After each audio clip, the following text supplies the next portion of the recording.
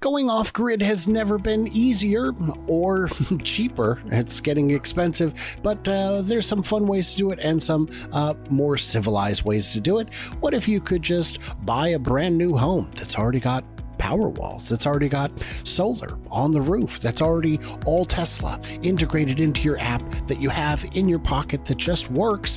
I don't know anything about that, but I know someone who does. Mark from the Tesla Life is joining me.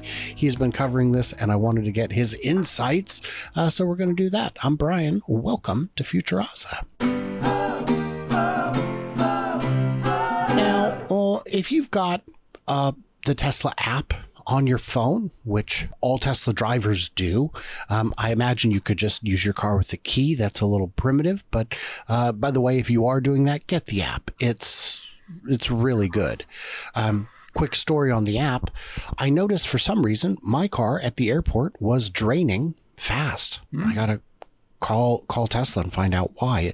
Sentry mode was off, climate control was off, and I checked it and I was at like 50. I'm like, why am I at 50? And I checked it again and I was at 30 and falling. And then I realized I'm going to be stone cold dead by the time I get back. So I sent a key to my buddy Ron, the president of the Oregon Electric Vehicle Association, and said, could you move my car to the charger at the airport? And he said, yeah, I'll do that after breakfast. So he did. And I didn't tell him where the car was because it's in the app. He knows where the car is, and it opened for him, and he plugged it in, and that's something you can't do with a regular key. That's for sure. With a all new Kia Sorento.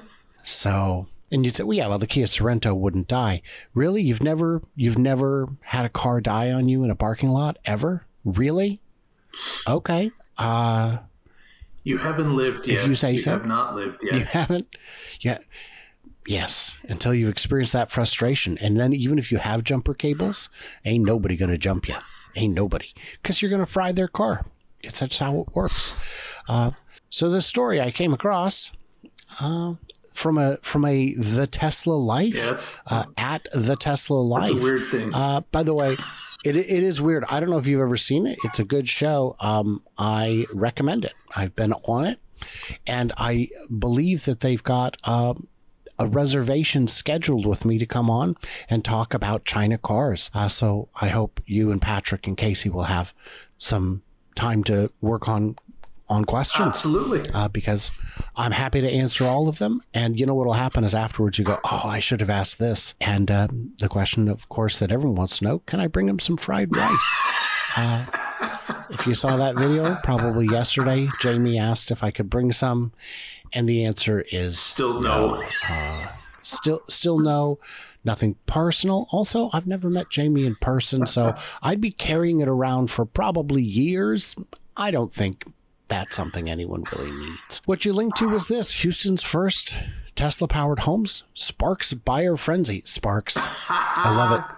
Yes, indeed. Another play on words. But this is kind of interesting. They've combined a number of the Tesla features as the app that Brian mentioned. I'm sure is involved in this as well. But we've got Tesla solar on the roof. We've got the battery power walls in the lower floor. And we also have, of course, carports to plug your car in.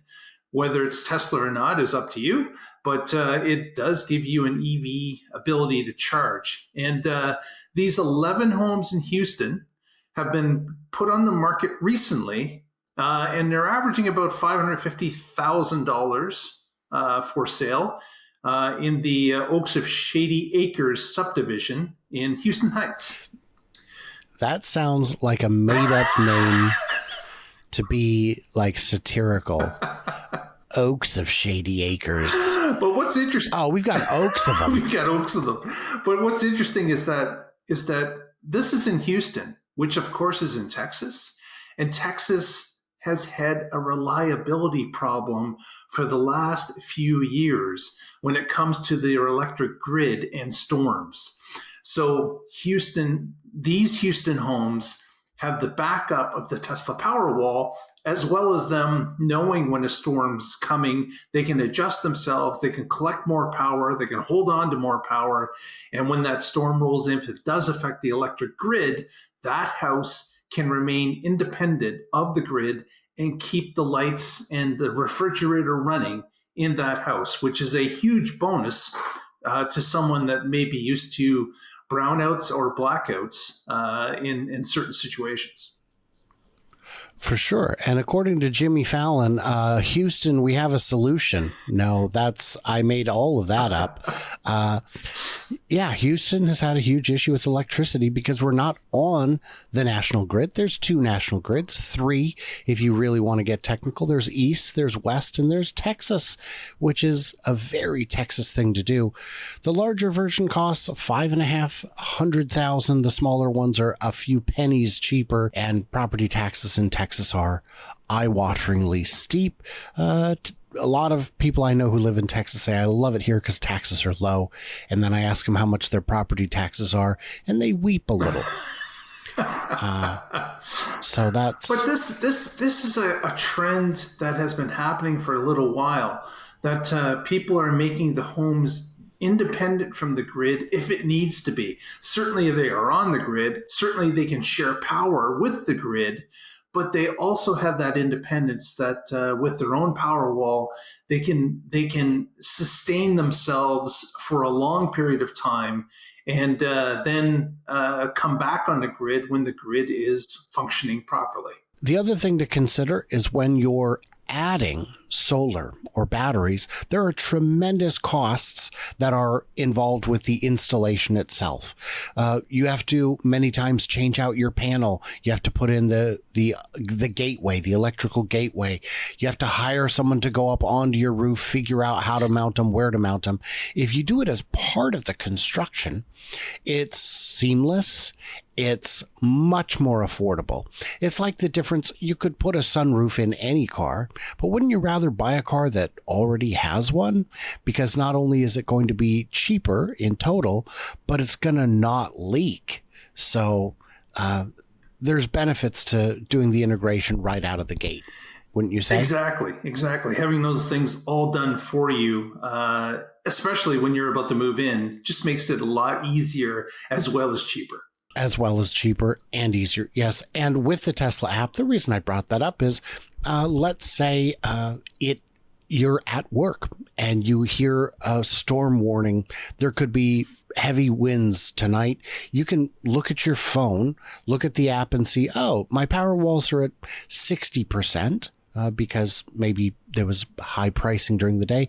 You know what? Just for safety, just for good measure, let's crank it to 100 so that if the power does go out, I've got an extra half a day of power already in my garage, in my basement. Exactly. And the app, of course, is feeding you the information about the storm watch itself. So it will alert you to say, you know what? Storm is coming in about 6 hours. You may want to get up to 80%. Instead of hanging around 50 that you normally do at this time. So it can give you that heads up, even though you're not paying attention. The internet and the app are. And with the Powerwall, it enables you to do another couple of things. One is if you have time of use pricing, it can juice up overnight, and then you can use that power during the day. But in some cases, depending on the utility, you can actually sell that power back to them at a premium, allowing you to make money. Well, but I only made $4. Oh, okay, I didn't make $4. So exactly, you're making money $4 a day, and you got to use electricity through the day. So you use the electricity and you got $4. Sounds like a deal to me. $4 a day would mean every couple of years you get a free payment made on the house. So that's something that my house doesn't offer.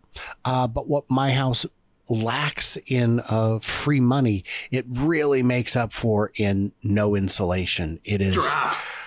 Really. Oh, if you like drafty, Mark, you should come hang out. It is, wow. We've got an issue or two. And of course, where I live, the contractors, they just They really, really want me to put their kids through college. Once again, I had this problem with the windows. I had this problem with every contractor. Most recently, it was the heat pump guys. I was at Lowe's, and the gentleman came up and said, Lowe's offers heat pump installation. I was like, well, Lowe's did my carpet in an old house. They were honest and very affordable. Sure, I'll get a quote. And these two snakes come out, and they wanted, for one unit, I don't remember, $7,000 or $8,000. And I was like, okay, you can just go. Really? Just go. You can just, how much were you expecting? And I said the same thing I said to the other contractors. I looked at the national averages, and I assumed that you would be at no more than 20% higher than the highest national average. And you came in at like 3 times that price. I didn't say that. What I said, he goes, well, what price did you see? And I said, you've got Google. And they just punch one hole, mount on the inside and outside, and they're done. And the unit they're putting up is only like $1,800. You really want $4,000 for that? For putting that in? That's if you're a contractor in the Southwest Washington area and would like to not rip me off, I've got plenty of business for you. For the love of all that's holy, won't you help me? Guys, anything else we should mention on this, Mark, before we wrap it up? Insulation. New homes with solar, with power walls, you've got to have a solid insulation base. As you said, Brian, you don't need drafts. So if you can have it really well done with insulation, that also cuts down on your costs throughout the year and makes the home even more affordable every month. I hope we get to see more projects like this being built.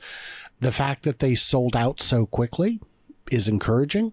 It tells me that there is a demand in the market for it at the prices that they're able to provide it. We'll see how many more of these we get in coming years, but it'll be something to watch. Anyway, you guys, next week I'll be back in studio with normal stuff. Everybody, you can subscribe, you can like, you can do all those things. You can help me out on Patreon if you so desire. You can head over to the Tesla Life, find out what Patrick, Casey, and Mark are up to. They do some great stuff over there, and I'll be on there. You should subscribe over there because they'll be grilling me on everything I learned here in China in a couple weeks' time, week or two. So that'll be something to watch for. Surely. And everybody else, stay tuned, stay juicy, and I cannot wait to hear from Brian, you. Yes, don't forget. Yes. We ordered rice, so remember, bring it in. I guess I could give it to Patrick. He's close enough. But even still, I imagine the look on his face opening the box. What could it be? Week old rice that I somehow got through customs. I can only imagine. I think disappointment would be an understatement. It might skip straight to horror.